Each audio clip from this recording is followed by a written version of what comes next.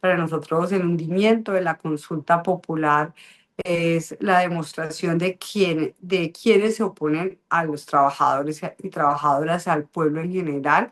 El debate de la oposición para nosotros es realmente esas políticas, porque si no las metieran no generarían debate ahí, estarían en otras discusiones de si se gastaron o no la plata. No, la discusión en el Senado ha sido contra las reformas que favorecen cualquier cambio social, cualquier condición, e incluso hay un chantaje de muchos sectores de que yo le voto si tal cosa y después son los que cuestionan por qué pasa lo que pasa. Entonces eso muestra un Senado que en su gran mayoría no representa los sectores populares y sociales, sino los intereses de grupos monopólicos, de la banca, de quienes quieren privatizar la educación, la salud.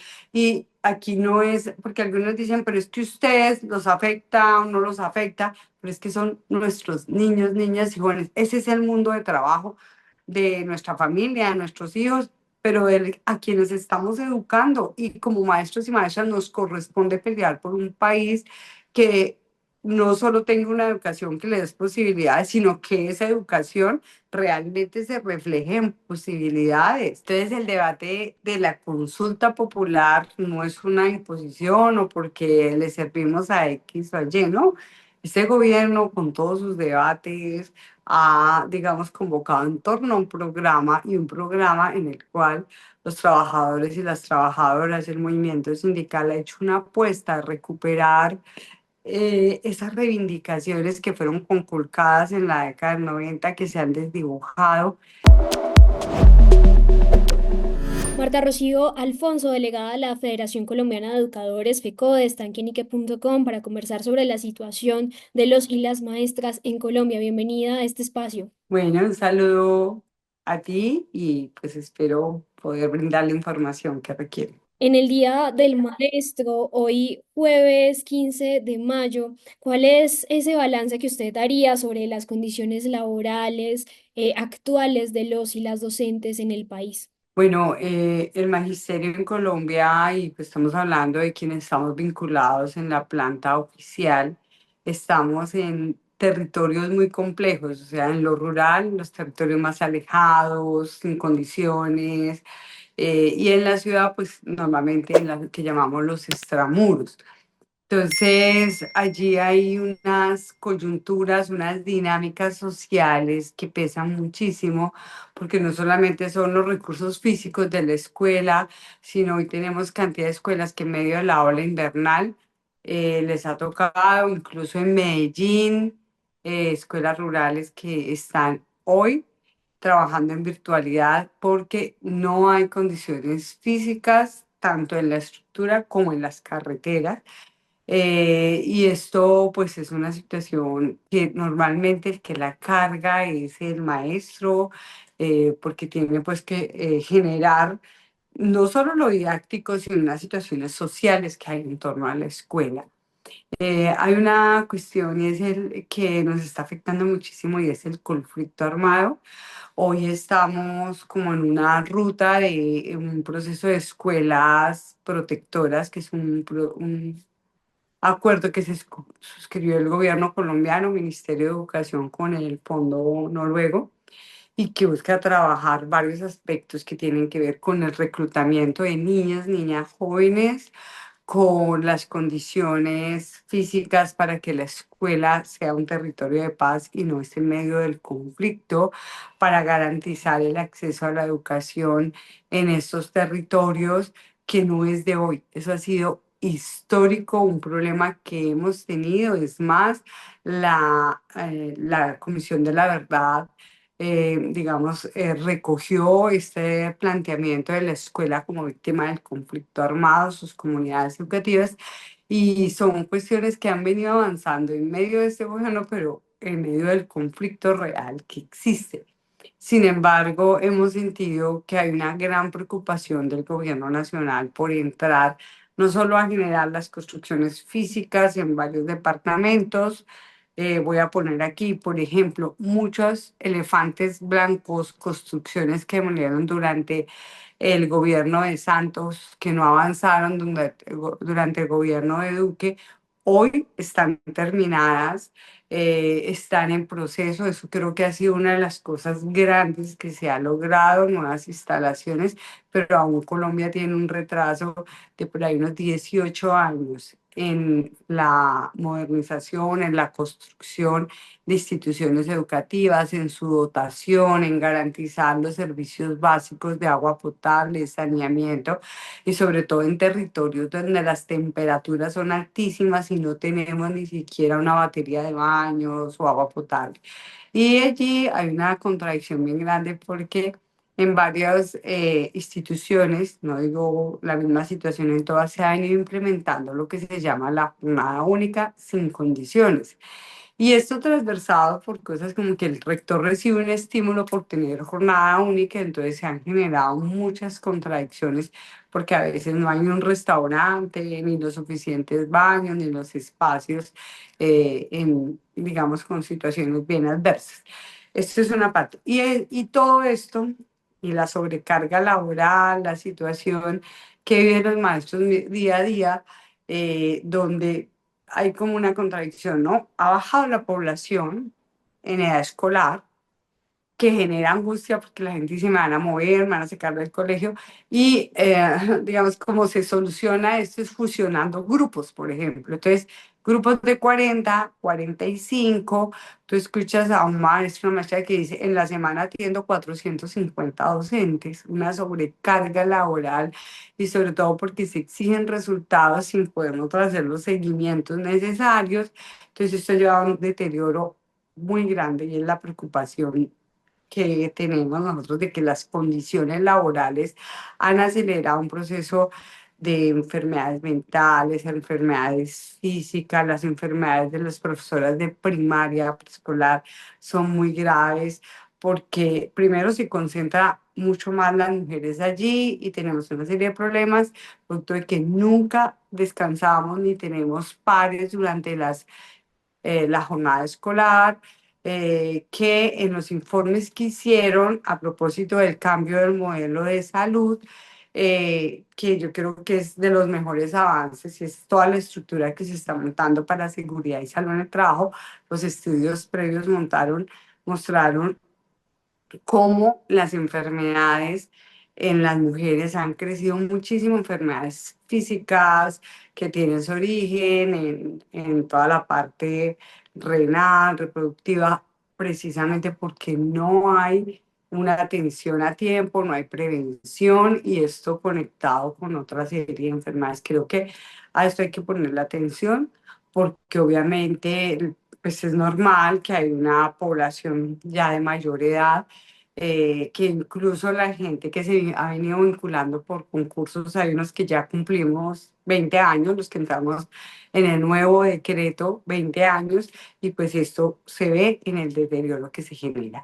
Creo que eso es muy importante que se tenga en cuenta para nosotros. El día del maestro debería ser un día de reflexión del papel que cumplimos, de esto que asumimos y de la cantidad de carga social que hay. Incluso hablábamos de que en la estigmatización, el señalamiento a los machos y sobre todo a los que estamos afiliados a FECODE, que somos la gran mayoría, también genera situaciones de inseguridad, de persecución y obviamente inmoviliza, o sea, maestros que estaban haciendo campañas para el no reclutamiento, para no consumo de drogas y son amenazados, son perseguidos, pues hace que eso inmovilice y no se produzca como el efecto que debe ser.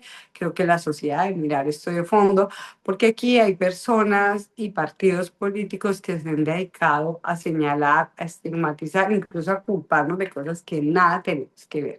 Marta, muchos, y ya lo mencionaba usted, ¿no? Pero muchos maestros denuncian pues la precariedad en infraestructura escolar, en sobrecarga laboral. ¿Qué nivel, digamos, de cumplimiento tiene el Estado con los acuerdos que ha firmado con FECODE y otras organizaciones sindicales docentes? ¿Hay alguna deuda pendiente que usted diga, bueno, hay avances, pero aquí todavía hay deudas y saldos pendientes? Bueno, son varias cosas. Bueno, yo creo que una de las peleas que tuvimos nosotros desde el 2015 fue que hemos tenido es el problema de garantizar los recursos para la educación y por eso planteamos una reforma constitucional al Sistema General de Participaciones para aumentar recursos. Estos recursos van para educación, salud, saneamiento básico, agua potable, que, digamos, están conectados con los derechos sociales.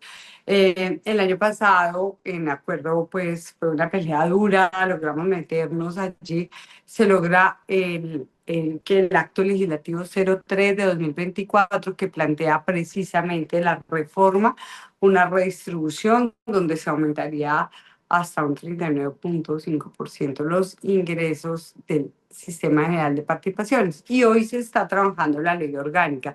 Y obviamente hay muchos intereses que quieren coger la plata de la educación, descentralizarla, entregarla, y nosotros estamos planteando que en el sector de educación se debe mantener el 58,1% para que se garantice no solamente mantenerlas, sino solucionar las brechas que han sido demostradas profundamente, que se han generado, que nosotros hemos dicho es que el problema de instalaciones físicas no se soluciona con un gobierno, tiene que haber una política frente a eso, el problema de la alimentación escolar, el problema del acceso y la cobertura total a niños, niñas y jóvenes, el pago de maestros y la dignificación de la profesión docente. Entonces, estamos en la tarea para nosotros, es esencial que esa ley orgánica realmente fortalezca y no diluya y debilite el sector de educación al cual FECODE le ha metido toda la pelea del mundo.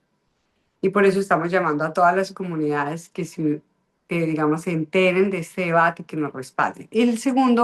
La segunda discusión que está relacionada con la dignificación de la profesión docente, ha habido una discusión porque pues nosotros estamos divididos, yo diría que en tres estatutos. Sí, está hoy lo de el 804, el 1345, la nueva ley de educación indígena, que tiene unas necesidades, unas perspectivas en las cuales nosotros seguimos diciendo que las condiciones de los maestros deben garantizarse. Está, pues, que es una población minoritaria, pero pues cubre un número de docentes importantes y de territorios. Están los docentes que estamos bajo el decreto 78/2002, que en este momento somos 180.000 de los 330.000. Están los docentes del decreto 2277 de 1979, que les serán 90.000 máximo este año, y el resto son provisionalidades. Entonces, hay varias reivindicaciones diferentes. Los maestros del viejo decreto no tienen salarios profesionales, gente en la 14 con más de 20 años, congelada en ese escalafón, con estudios de maestría, doctorados, con experiencia, y su salario está en 6.700.000, que este año 2025, sin ninguna expectativa. Y los maestros del 1278, que este gobierno descongeló 5 años de congelamiento que llevaba el escalafón docente, llevó a que el año pasado se pudiera mover 80.450 maestros y maestras de 103.000 que se presentaron a una prueba de ascenso. Estamos preparando la segunda convocatoria porque había maestros que tenían título hasta doctorados y estaban con salarios muy por debajo. Entonces, digamos que sí hemos visto avance, ha habido más recursos en los últimos años, se ha puesto un punto para la formación docente y para solucionar problemas, pero aún hay unos déficits y unas brechas que no se van a solucionar mientras los recursos no aumenten, para que no sea adiciones, sino que hay una estabilidad.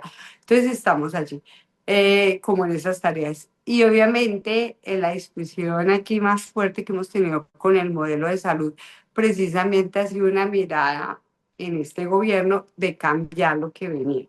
Sí, ha habido muchos problemas, muchísimos. El primer problema es cómo la fiduprevisora desdibujó el acuerdo 03, modelo de salud del magisterio, para aprovecharse y hacer contrataciones que no correspondían ni en tarifas, ni en condiciones, ni en contenidos, y que este año se viene en un plan de implementación buscando unificar precisamente un tarifario, una minuta, unas condiciones. Viene la discusión de una serie de cobros excesivos que hicieron que viene a recobros, el cambio de auditoría, pero la discusión que hay de fondo allí es cómo implementar un modelo de salud al magisterio con una UPCM donde un operador no defina qué te atiende ni qué no te atiende, sino que sea el proceso médico y que tengamos la posibilidad de acceder a toda la red y no a lo que contratamos, sino que normalmente es de mala calidad. Ha sido un año muy duro, muy traumático, pero es romper un modelo que venía 35 años, además con la crisis de lo que hay en la salud, producto de que hay muchas IPS que están, digamos, ahogadas porque las EPS le deben plata. El que menos debe es el FOMAC. O sea, eso es claro. A nosotros nos dicen, vamos a parar servicios y uno ahí mira, la deuda es de un mes, de 2 meses, de 3 meses, mientras que hay EPS que tienen deudas de años. Entonces también hay una actitud de las IPS de presionar porque sabe que el magisterio de una vez presiona para que se hagan los pagos y que debe ser así. Pero esto es como un proceso que venimos dando y aunque ha sido muy duro, muy difícil porque detrás de esto hay mafias, hay intereses que controlan la salud, yo creo que venimos en un proceso de presionar y que se logre unos cambios y generar un modelo de salud que garantice una salud digna para el magisterio. Marta, ¿ustedes habían hecho algunas advertencias previas, digamos, que no fueron escuchadas a tiempo? El FOMAC acumuló pérdidas por más de 2 billones de pesos. ¿Quién debe asumir la responsabilidad por esa crisis financiera?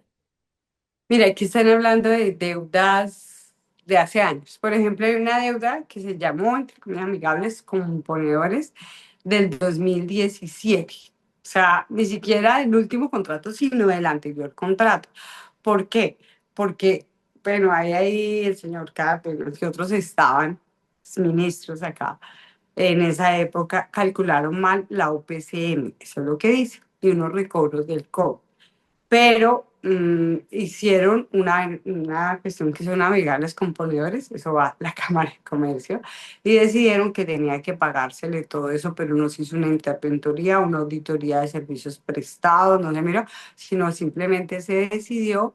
Eso fue un debate muy duro ya en este gobierno, incluso ahí el presidente de la República ha denunciado esto y eso generó una carga, que es 1,1 billones de pesos que están ahí de por medio. O sea, eso no es una deuda de ahorita, 2017. Durante el anterior contrato hay deudas que se generaron producto también de algunas situaciones, hay algunas demandas y hay un problema muy grave del fondo porque es que coger como que solamente es ahorita este año de salud, si hay unas cuestiones que hay que solucionar, hay que recuperar platas que se pueden recuperar.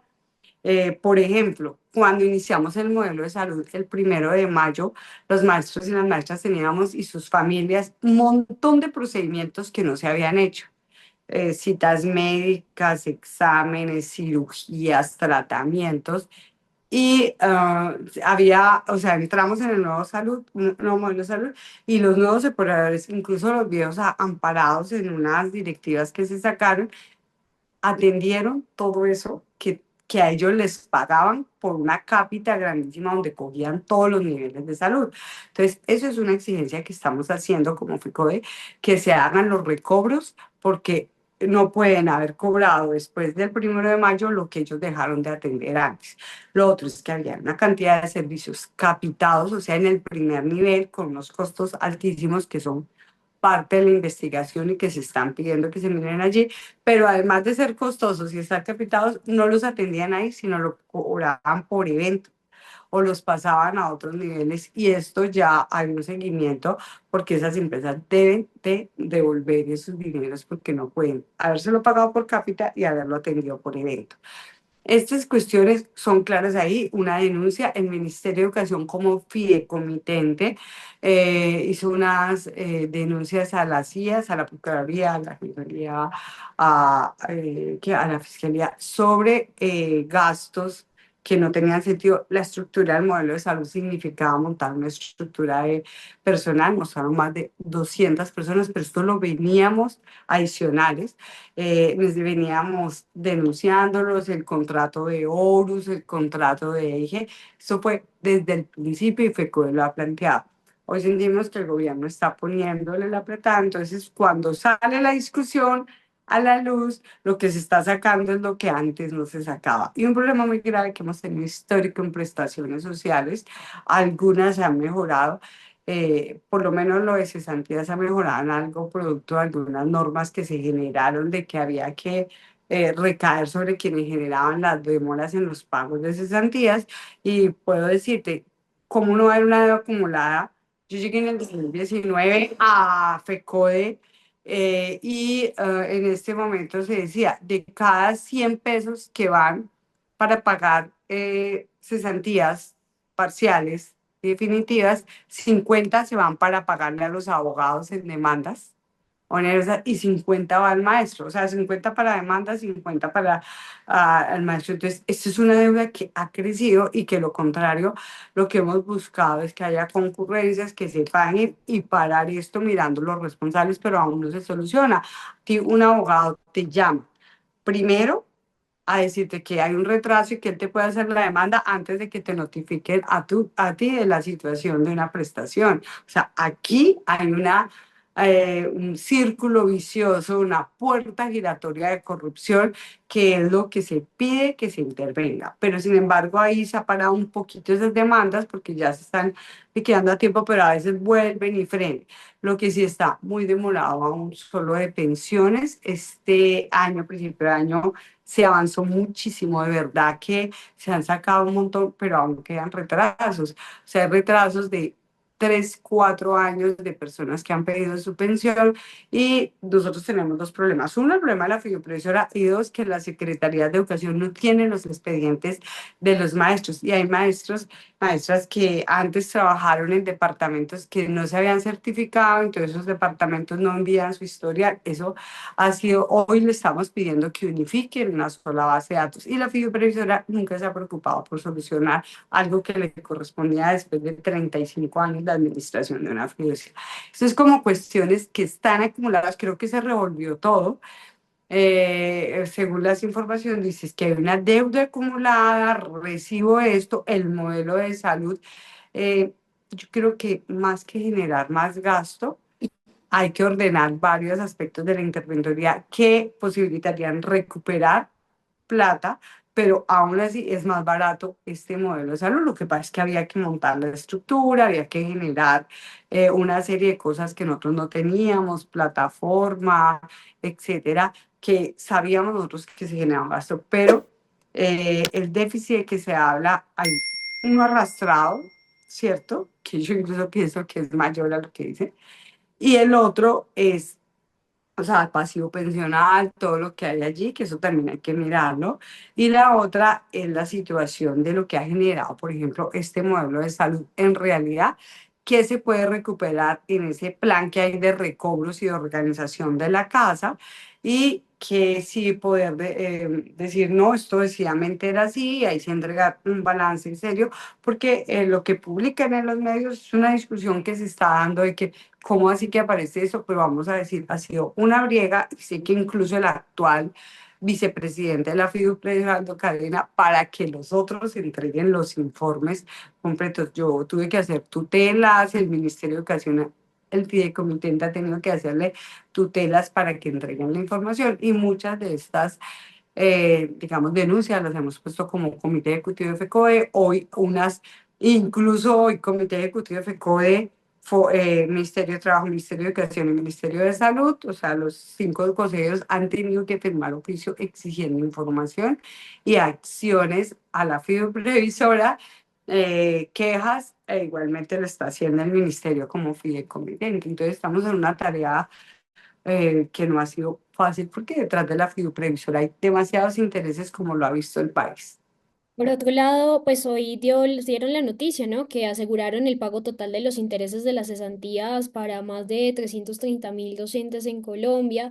Digamos, ¿cómo está en términos de cumplimiento el tema salarial, el tema pensional? ¿Cómo ve usted, digamos, ese tipo de compromisos que tienen con ustedes? ¿Se están cumpliendo, no se están cumpliendo en los plazos establecidos o en otros plazos? Bueno, hay que tener en cuenta que los intereses de las cesantías del magisterio son diferentes al resto de trabajadores. Nosotros nos liquidan sobre el DTF, desde que yo ingresé, solo el año pasado superó el 12%, o sea, el de nosotros siempre está por debajo. Este mes fue el 10,36. Y dada esa situación hay que esperar a que esté el DTF para que nos liquiden, hay que liquidar uno a uno porque a nosotros nos pagan no sobre lo del año, sino sobre lo que tengamos en el fondo. O sea, que es liquidación uno a uno. Y a veces se presentan inconsistencias en lo que presenta la Secretaría de Educación. Hoy tenemos más o menos un 6% de maestros que no han recibido, o sea, pagaron a todo el mundo 6-7%. Ayer salió una nueva nómina. Y hubo un problema este año y es que el cálculo que se hizo y se aprobó en el FOMAC para proyectar el gasto de interés de cesantías se hizo con la nómina a inicios de 2024. Como el ascenso se dio a finales de septiembre, principios de octubre, de 80.000 maestros, pues eso subió y no tuvieron en cuenta ese vacío. Eso fue lo que pasó ayer. Que mire, simplemente tocó reliquidar porque era real, no era ficticio, que había un hueco allí y era precisamente porque no se había calculado, porque nadie sabía cuántos iban a pasar, hacia dónde se movían, si pasaban del grado, o sea, son costos diferentes. Ya con esto se liquida, se hace una base y se aprueba ese traslado que es obligatorio para pagarle a los maestros que hacen falta. De pensiones, como te decía, sí todavía sigue habiendo retrasos. Y en cuanto a lo salarial, nosotros con este gobierno hemos tenido tres cosas que fue lo que se avanzó y se ha cumplido. Una fue una bonificación pedagógica.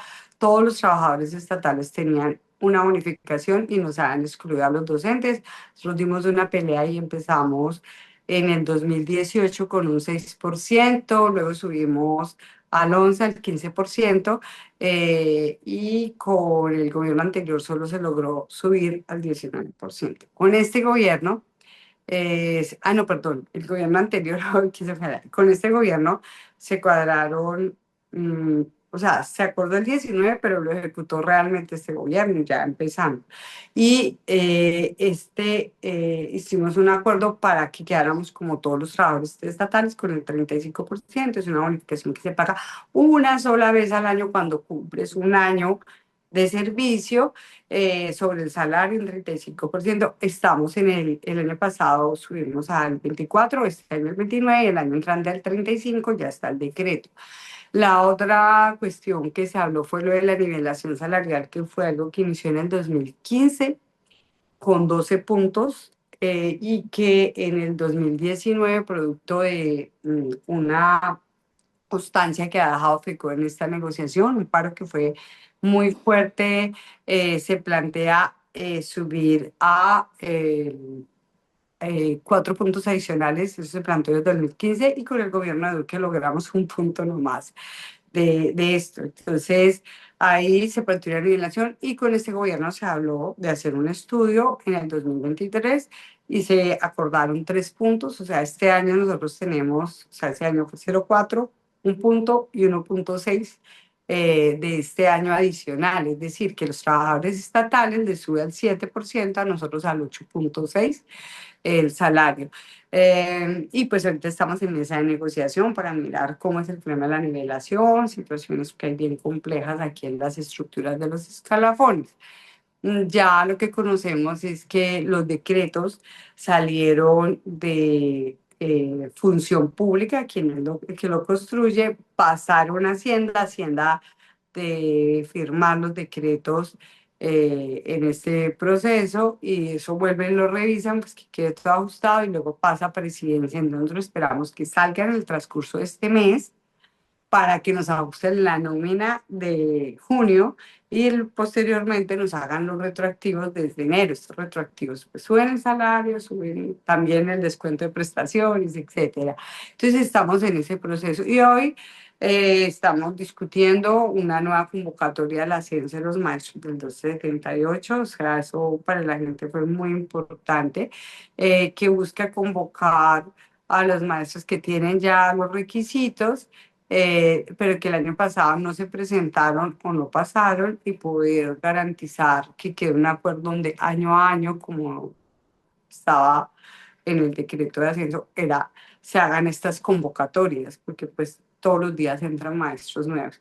Hay otra serie de reivindicaciones, de situaciones, del urbano, del conflicto armado, del currículo que estamos trabajando hoy en mesa. Se hizo una modificación del decreto de jornada laboral, o sea, hay un avance ahí, sobre todo para definir de una manera organizada los tiempos en la institución y estamos trabajando la modificación del decreto de relaciones técnicas, o sea, número de estudiantes por maestros y a la par se está trabajando el de educación inclusiva porque es una discusión de generar realmente condiciones para la inclusión en todas las escuelas del país. Entonces, mucho trabajo, han habido avances, se le ha metido a muchos aspectos. Nosotros vemos que no ha sido fácil las brechas que existen, pero creo que este gobierno le ha metido fuertemente a la educación. Aún falta mucho por hacer, que estamos en esa tarea.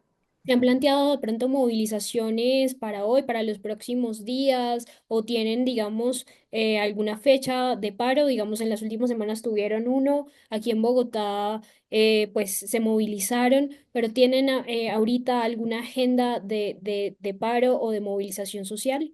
Bueno, las movilizaciones que han habido en las regiones, unas son por situaciones concretas, han habido en varias partes, porque no hay PAE, porque no hay cualquier situación.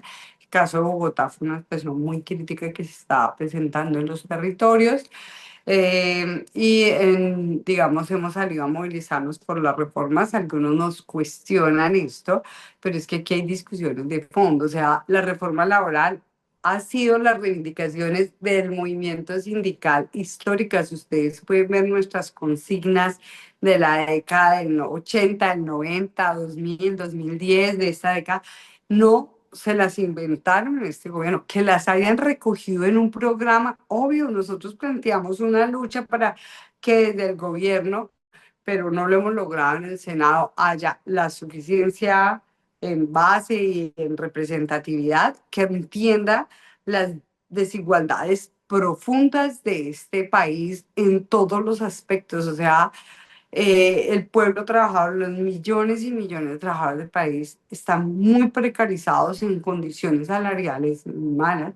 Lo que nosotros necesitamos es fortalecer la economía para que los empresarios pequeños, medianos puedan garantizar mantenerse, pero esto no puede ser a costa de seguir sacrificando a los trabajadores y trabajadoras. Y por eso, para nosotros, el hundimiento de la consulta popular es la demostración de quienes se oponen a los trabajadores y trabajadoras, al pueblo en general, el debate de la oposición para nosotros es realmente esas políticas, porque si no las metieran no generarían debate ahí, estarían en otras discusiones de si se gastaron o no la plata. No, la discusión en el Senado ha sido contra las reformas que favorecen cualquier cambio social, cualquier condición, e incluso hay un chantaje de muchos sectores de que yo le voto si tal cosa y después son los que cuestionan por qué pasa lo que pasa.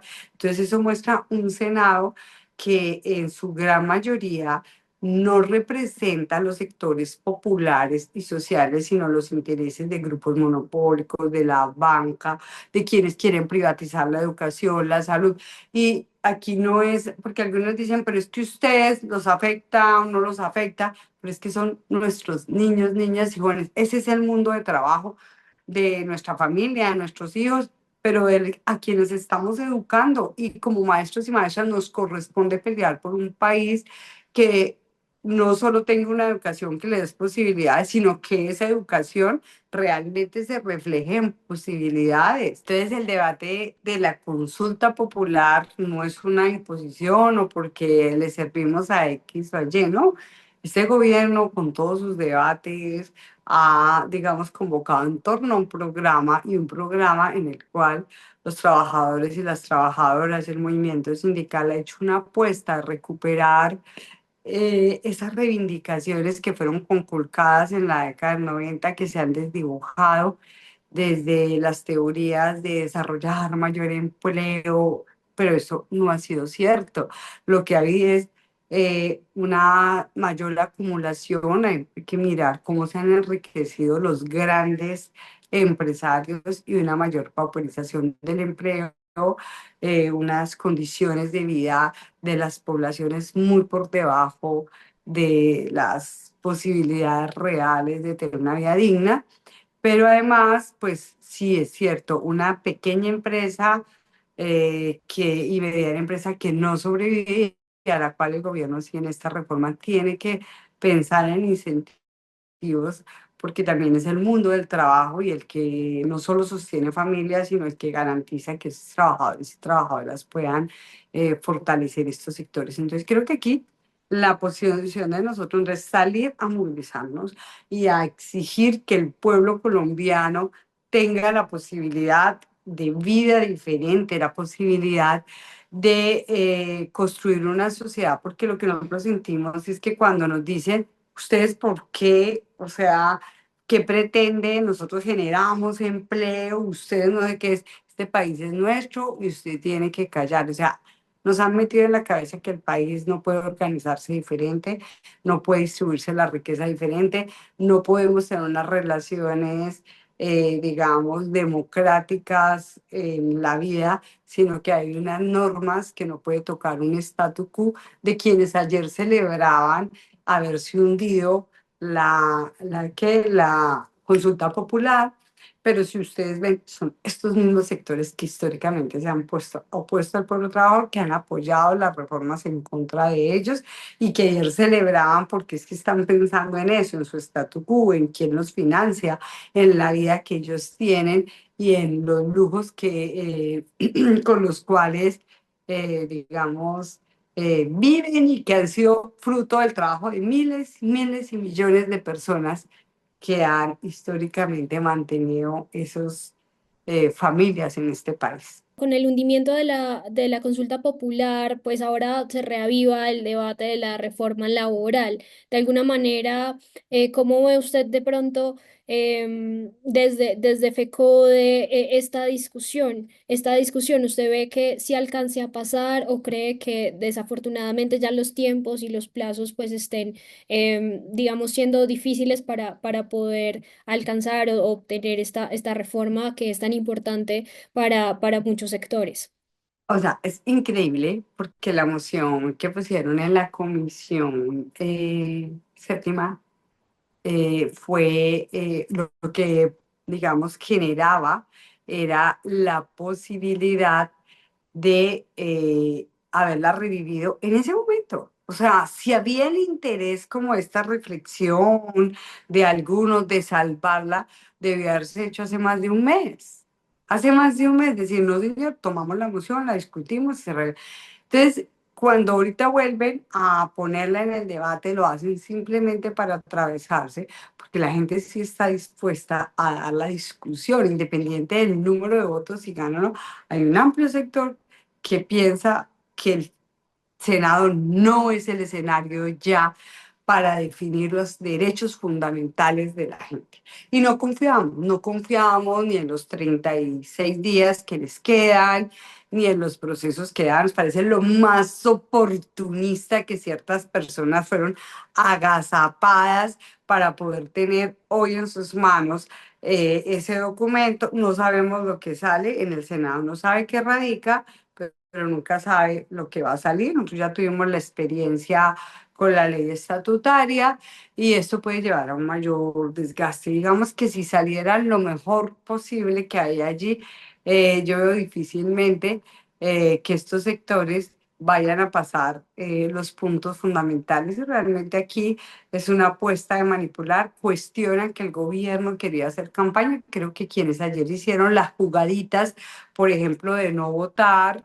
en el caso de Angélica Lozano, para después saber que le llegaba a la Comisión Cuarta que ella preside, la reforma laboral, está haciendo una apuesta de lo que ella dice, cuestionar de que no utilicen esto para hacer campaña, pero aquí hay cuestiones muy graves y es que si ese era el interés, ¿por qué no lo hicieron hace un mes para que tuvieran el tiempo necesario para debatir y no que a la final se resulta aprobando cosas que pueden ser maldecidas o que dejen a medias estas discusiones que incluso ya venían recortadas, porque la reforma laboral lo primero que hicieron fue bajar todo lo del capítulo de derechos colectivos, de asociación, de huelga y tal, bajársela, dizque para poder negociar. O sea, es que ese Congreso no garantiza, y el Congreso que está elegido, obviamente que fue elegido por los colombianos y colombianas, con una cantidad de prácticas que no posibilitan que la gente esté votando por un programa o que comprenda la importancia de su voto. Y esto es lo que ha demostrado, digamos, lo que ha pasado ayer, lo que pasó con la reforma de la salud, la reforma pensional y muchas discusiones donde ni siquiera quieren agendar la reforma a ley superior, lo que pasó con la ley estatutaria de educación. Entonces es un fracaso del gobierno. No, ese es el escenario real de quienes han dominado este país, de quienes dominan el Congreso de la República, y es el llamado también a hacer un trabajo para que la gente entienda que su voto vale y cuenta en términos de definir quiénes llegan a una instancia, porque decididamente no es solamente la denuncia, contraposiciones, no estamos de acuerdo, sino es un bloqueo total.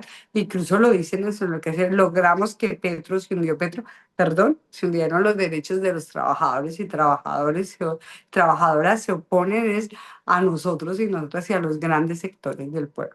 Esta mañana conversaba con Fabio Arias, presidente de la Central Unitaria de Trabajadores, y él decía que estaba convocando a varios sectores y sindicatos para salir a las calles y hacer pues esta exigencia de lo que pasó, bueno, con la consulta popular, de lo que está pasando con las reformas, que ya pues con muchos colombianos ven con desesperanza y con, digamos, muchos obstáculos. Sí, estamos en eso, o sea, ya hay reuniones en varias regiones, anoche hubo unas, esta mañana otras, el martes esperamos que haya entre lunes y martes una gran cumbre para mirar la ruta, para potenciar, para mirar cómo salimos, porque si hay senadores que creen que a nosotros nos pueden tratar como en medio de ese cinismo, de jugar ahí sí con nuestros derechos, yo creo que hay una respuesta del movimiento sindical, porque como te decía, es que estas han sido nuestras luchas, nuestra razón de ser, por la que han asesinado miles y miles de trabajadores, por las que hoy somos reconocidos como sujetos colectivos, víctimas del conflicto armado y estamos precisamente trabajando nuestro plan integral de reparación colectiva, porque entre nuestras conclusiones es que muchas de las violencias antisindicales que se dieron contra las organizaciones, contra dirigentes, el asesinato y las acciones, tenían un objetivo, era acabar las convenciones colectivas, era acallar las voces críticas y poder imponer todas las reformas que se dieron en la década del 90 y del 2000. Marta, para ir cerrando esta entrevista, ¿qué mensaje le envía desde PECODE a los docentes del país, especialmente a aquellos que, pues, que están en zonas rurales, en zonas, pues, digamos que viven con el miedo constante de la situación del conflicto armado en zonas como Cauca, norte de Santander, y también qué despliegue han hecho ustedes para poder estar para ellos y apoyarles en la medida de lo posible?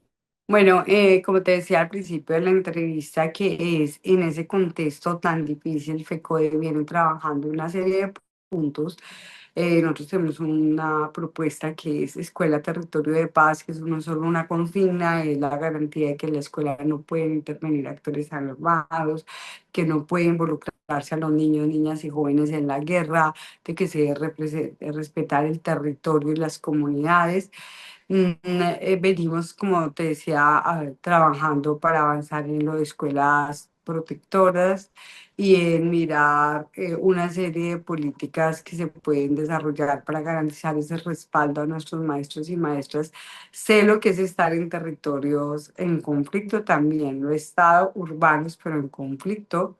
Eh, Sabemos nosotros que no es fácil, pero FECODE está aquí al frente tratando siempre de no solo hacer denuncias, sino prevención, acompañamiento. Esto ha sido una exigencia. Quiero de verdad expresar, o sea, cuando dicen héroes, héroes esos maestros que atraviesan lodazales, montañas, valles, campos minados, que se mantienen en esas condiciones tan difíciles. Mi total admiración, mi respeto, las conozco, las condiciones que otros o sea, como docente lo hice, pero también ya como directiva sindical he tenido que ir a muchos sitios donde a veces no me explico cómo hacen los compañeros y compañeras, o sea, pararse en sitios con 42 grados de temperatura, sin agua, sin baños y ver qué hacen su clase. Yo digo esto, o sea, no lo hace cualquiera, todos nos pensamos, yo sería capaz de estar aquí por más que a mi profesión, decimos decididamente, esto no se valora en el país y creo que es un día para pensar en eso, en dignificar la profesión docente, reconocer el trabajo que hacemos todos y todas igual, los compañeros que están en el urbano con 45 estudiantes, con 1000 problemas, estudiantes sin apoyos ni sociales, ni familiares, ni de entorno, y donde todo recae sobre la maestra o el maestro. Y creo que esto debe ser lo que piense la sociedad en torno a nosotros. Todas las discusiones críticas que ayuden a fortalecer la profesión, pero ante todo el reconocimiento a una labor noble, a una labor lindísima, a una labor que siembra esperanzas y posibilidades de vida, pero el desgaste de los maestros también es muy fuerte. Así que saludarlos a todos y todas, saber que aquí está su Federación Colombiana de Trabajadores y Trabajadoras de la Educación, FECODE, que desde donde estamos siempre estamos no solo visibilizando las problemáticas, sino luchando porque cambie las condiciones y cambie la vida y el futuro del país.